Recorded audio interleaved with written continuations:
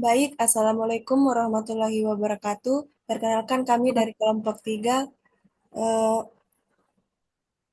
kelompok 3 analisa strategi merek kopi kenangan. Yang terdiri dari kelompok kami terdiri dari Marcena Limbong yaitu saya sendiri, yang kedua itu Maharani Adistia Putri, yang ketiga Makfiratun Nisa dan yang keempat Indah Pratiwi. Langsung saja kita masuk dalam latar belakang. Dalam satu dekade terakhir, ekosistem minuman berbasis kopi di Indonesia berkembang pesat didorong urbanisasi, perluasan layanan pesan antar, dan adopsi pembayaran digital. Laporan Tahunan Ekonomi Digital Asia Tenggara menunjukkan peran krusial digital payments dan layanan on-demand dalam memperlancar transaksi konsumen sehari-hari, termasuk makanan minuman, sementara Indonesia menjadi pasar terbesar di kawasan untuk layanan pesan antar makanan secara online. Tren global sektor kopi sendiri tetap ekspansif menurut berbagai publikasi internasional Kopi Organization atau ICO yang memosisikan pasar kopi sebagai ekosistem yang dinamis di hulu hilir. Faktor-faktor tersebut membentuk lanskap kompetitif retail kopi modern di kota-kota besar Indonesia, berbiaya akuisisi ketat, dan sangat sensitif terhadap nilai atau value for money Agustin et al. 2025.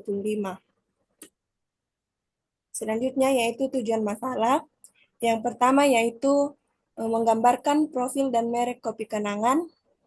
Yang kedua yaitu melakukan analisa existing, antara lain yaitu marketing mix, current customer, dan current strategi. Yang ketiga yaitu melakukan analisa internal, antara lain strength dan weakness. Yang keempat yaitu analisa eksternal seperti kompetitor, pasar, dan lingkungan. Selanjutnya yaitu tinjauan pustaka. Definisi pemasaran. Pemasaran secara klasik didefinisikan sebagai proses sosial dan manajerial di mana individu dan kelompok mendapatkan apa yang mereka butuhkan dan inginkan melalui penciptaan, penawaran, dan pertukaran nilai.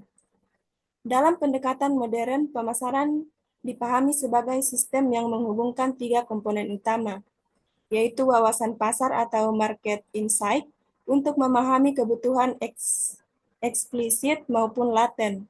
Yang kedua, penciptaan proposisi nilai atau value proposition melalui desain produk atau jasa, harga distribusi dan komunikasi, harga harga distribusi dan komunikasi.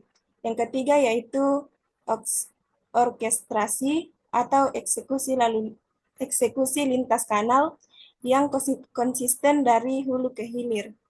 Pada bisnis jasa seperti jaringan kedai kopi, atau produk menyatu dengan proses layanan kualitas rasa kopi, kecepatan penyajian, keramahan barista, dan atmosfer gerai semuanya merupakan bagian dari produk yang dipersepsikan pelanggan. Yang kedua yaitu nilai pelanggan atau customer value.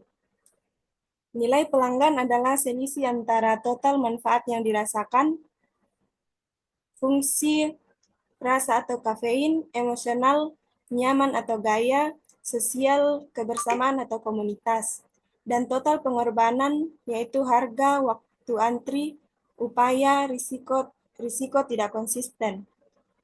Konsep total customer experience memandang nilai terbentuk di seluruh customer journey, pra pembelian atau ekspektasi dari iklan, KOL, atau ulasan, pembelian atau kemudahan pemesanan di aplikasi, kecepatan pick up, delivery, akurasi pesanan, dan pasca pembelian atau kepuasan word of mouth loyalitas. Selanjutnya yaitu STP atau segmentation targeting positioning. Segmentasi memecah pasar heterogen menjadi kelompok homogen berdasarkan variabel demografis atau usia pendapatan pekerjaan.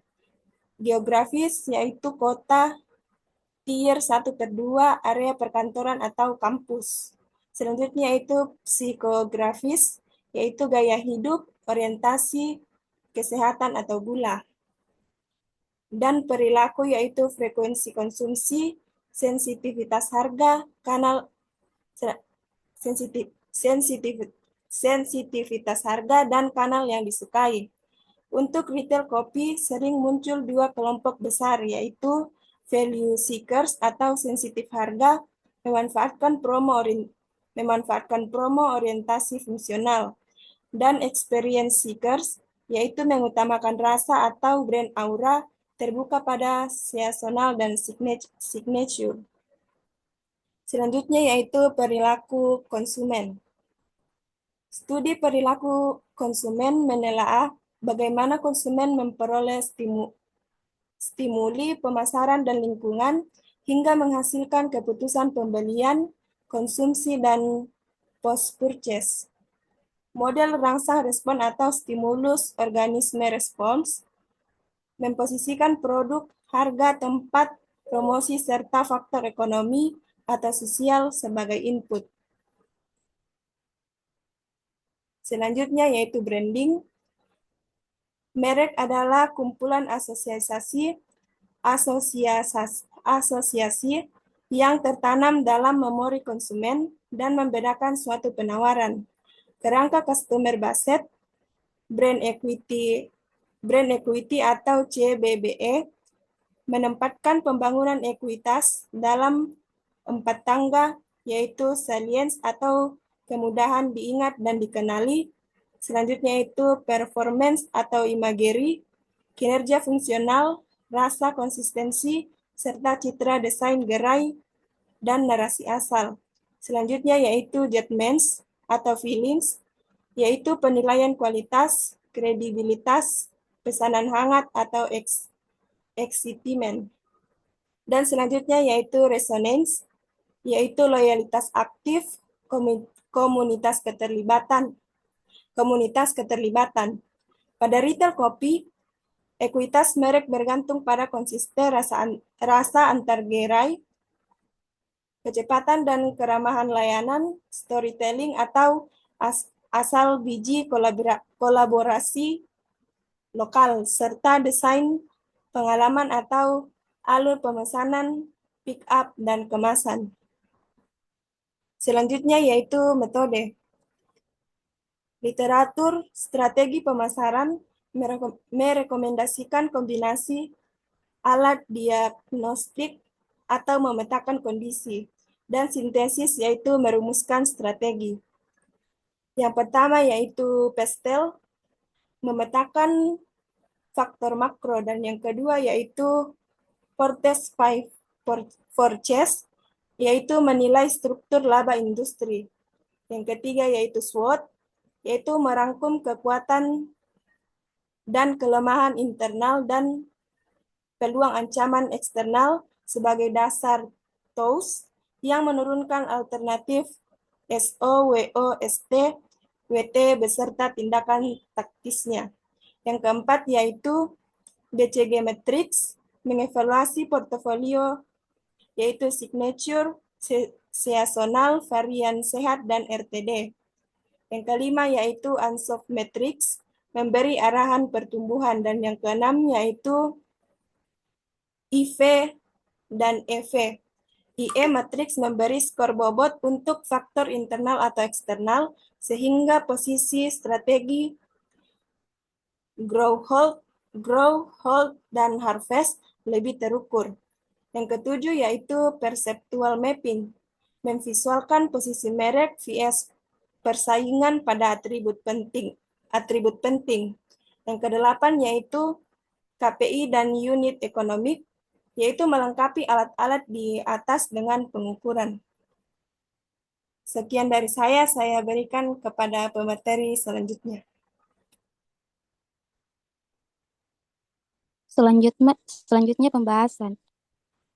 Profil singkat Kopi Kenangan. Kopi Kenangan didirikan pada 2017 oleh Edward Tirtanata James Prenanto dan Cynthia Kronisa dan dengan visi membangun jaringan kopi lokal yang menghadirkan kualitas tinggi dengan harga terjangkau dan akses mudah bagi konsumen urban Indonesia.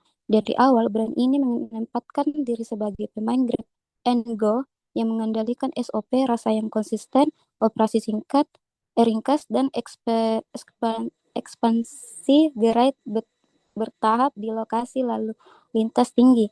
Misi perusahaan diekspresikan sebagai dorongan untuk menyebarkan precision for Indonesia Cafe dari Indonesia ke Asia, sekaligus menjadi new retail F dan B dari kawasan. Analisa existing, berikut pemaparan analisis existing untuk brand kopi kenangan yang memotret kondisi saat ini dari 3 sisi. Marketing mix, 7P, pelanggan saat ini, connect customer, dan strategi berjalan connect strategi. Selanjutnya analisa internal, strength dan weakness pada brand kopi kenangan. Strength atau kekuatan ada beberapa. Yang pertama, jangkauan dan skala emosi yang terus berkembang. Kedua, program loyalty dan personalisasi sebagai missing retensi. Selanjutnya portfolio produk kuat. Selanjutnya memutu ekspansi internal dan target jaringan. Selanjutnya kualitas merek dan pembuktian komersial. Selanjutnya weakness, kelemahan. Ketergantungan pada promosi dan sensitivitas harga. Yang kedua, kompleksitas SKU, fast throughput. Ketiga, risiko kanibalisasi lintas kenal in store fast delivery fast RTD. Keempat, paparan pada volatilitas input dan beban tetap. Selanjutnya, tantangan menjaga konsistensi layanan dan skala besar. Selanjutnya, analisa eksternal. SWOT fokus pada eksternal, permintaan kopi modern dan 020 terus tumbuh, ekspansi RTD memperluas jangkauan di retail modern. Selanjutnya, skala outlet dan rencana ekspansi. Selanjutnya, pasar regional. Selanjutnya, rivalitas inter dan pemain besar, substitusi dan peran promo. Ketiga, volatilitas bahan baku dan regulasi. Selanjutnya akan dibaca oleh materi selanjutnya.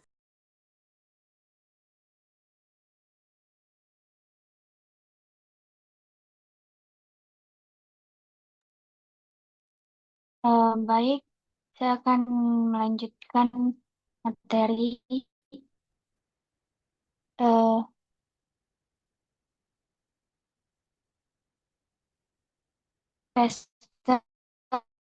faktor eksternal yang relevan, politikal atau legal, perizinan F&B, ketentuan label gizi atau halal, kebijakan PPN, dan aturan promosi. Kontrak sewa retail RTD menambahkan tuntutan compliance, kemasan, dan klaim, atau analisis kategori F&B Indonesia, dan ekonomik, daya beli konsumen, dan inflasi bahan baku, kopi, susu, dan gula, mempengaruhi arsitektur harga dan margin.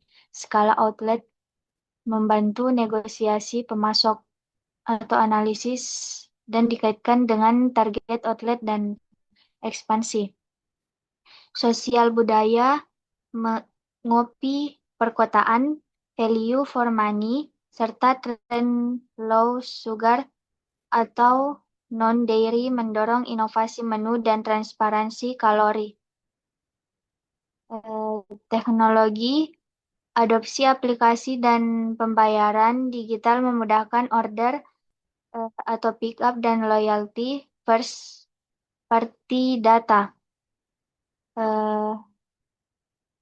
Legal, yaitu tambahan internasional, ekspansi luar negeri, menambah kompleksitas izin, label, dan standar keamanan pangan.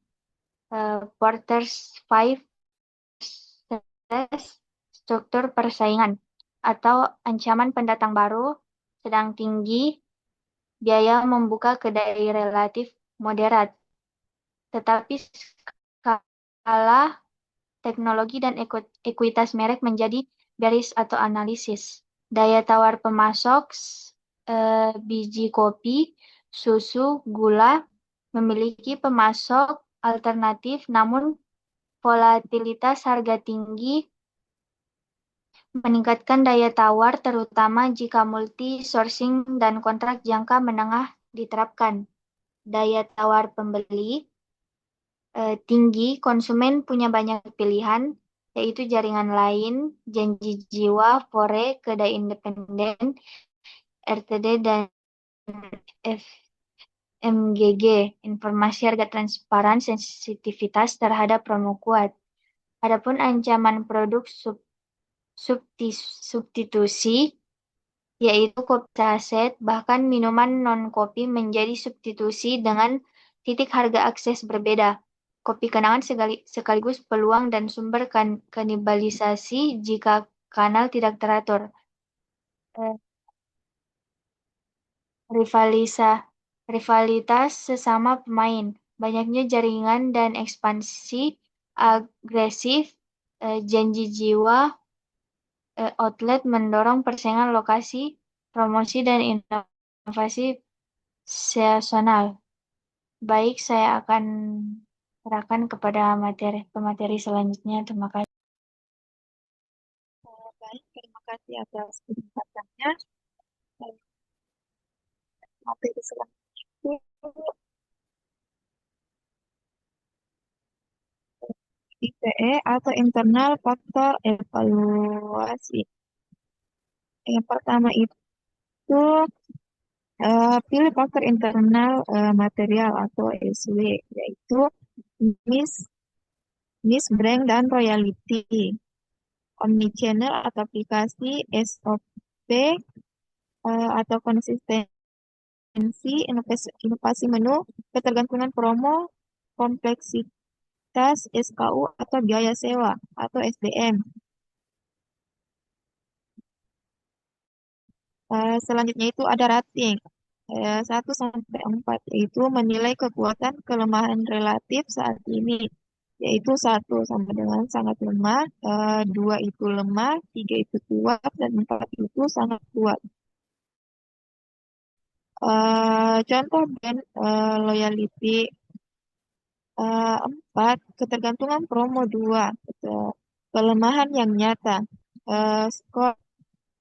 skor tertimbang itu sama dengan bobot kali rating, lalu jumlahkan, itulah total IPE di draft 2,73 atau kategori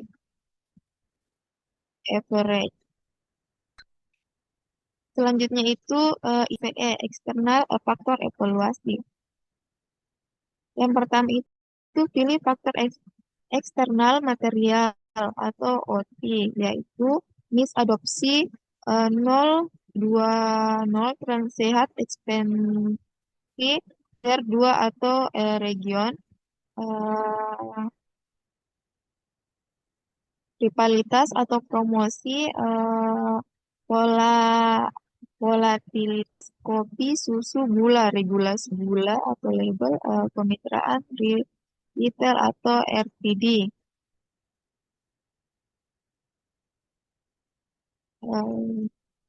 Bobotnya itu berdasarkan besar dampak faktor terhadap bisnis, rivalitas, dan harga bahan baku. Saya beri bobot lebih tinggi, yaitu 0,20 dan 0,18. Jumlah skor tertimbang yaitu total IPE di draft 2,52 atau medium. Selanjutnya itu ada kesimpulan. Yang dapat kami simpulkan yaitu kopi kenangan adalah jaringan kedai kopi grab and go berbasis 0,020 atau gerai aplikasi delivery yang mengandalkan signature kopi, susu, gula aren. Inovasi menu berskala dan perluasan lini RTD Di retail modern, identitas merek ditopang konsistensi rasa, akses yang mudah atau pick up, harga menengah yang value for money, ya, serta program loyalty atau aplikasi yang mendorong repeat. Posisi merek di benak konsumen, harga menengah dengan kualitas atau konsistensi relatif tinggi atau relevan untuk konsumsi harian dan cepat. Mungkin sekian materi dari saya. Terima kasih.